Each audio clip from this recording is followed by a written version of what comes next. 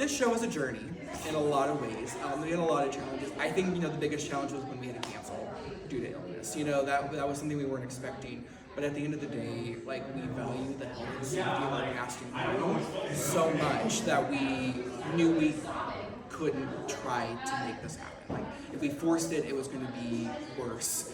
And so we, as a production team, got together and made the decision to cancel and reschedule. And at the end of the day, it was the right choice. It was the right choice. But definitely because of that, we lost a few cast members to the reschedule. We had to have people come and learn new roles and fill things in, across a max of 6 rehearsals. So I definitely think that's probably the biggest challenge. But I have to say, our casting crew has been phenomenal through that. Coming up with decisions, filling the roles, stepping up. And I just have to say a huge thank you to them because it was a hard moment, but we came through it and we have a show, and the show is still phenomenal.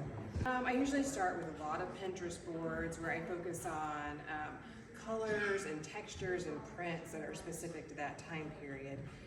But then a lot of our costumes we have to find. So I take those Pinterest boards that I have and go thrifting all over Southwest Missouri. That's to find amazing. the right costume. How many costumes were you able to find? And did you have to build off of them, or did you have to create some from scratch? For this show, I didn't build any from scratch, which was kind of my goal. I wanted to be able to find everything. I like upcycling and recycling all the clothing. We were able, I think altogether, bits and pieces, there's around 40 costumes altogether. And the only one that we had to buy that was not from a thrift store was the pink suit. The most fun was being able to come here and put the whole show on the stage, especially the dances, and seeing that all come together, seeing all the costumes come together, and getting to play with the audience, from now. So it was a lot.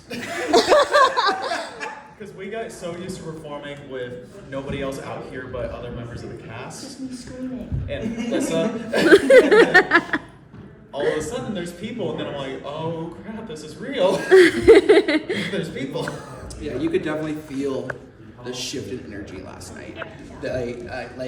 We were rocking solid 8, and all of a sudden we were ratcheting up to a 20-something last night. And I felt it too. I came out swinging in one scene, and I was like, whoa, what's going on? But I definitely think it's always that really great feeling when you have an audience for the first time, and even if they're not laughing, but you can look out and you see them smiling, or you see them reacting to what's going on, and you're like, wow, they're really enjoying this.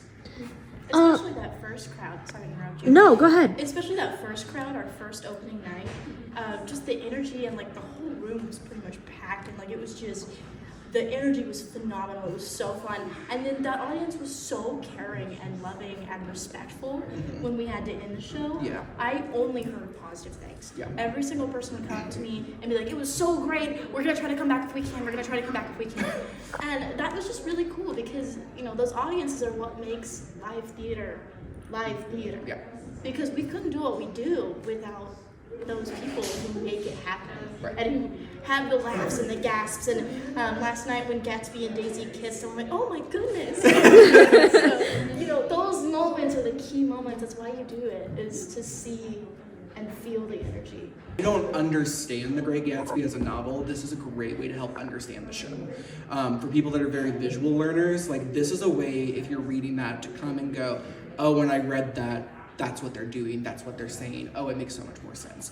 So I think for visual people, I think it's definitely a great, way to conceptualize the show. But then I also think that, this is an incredible story more than anything. And it's a story about pursuing the American dream, about what it means to be successful versus happy, to pursue love. And that story is just so incredible, and I'm glad we get to tell it.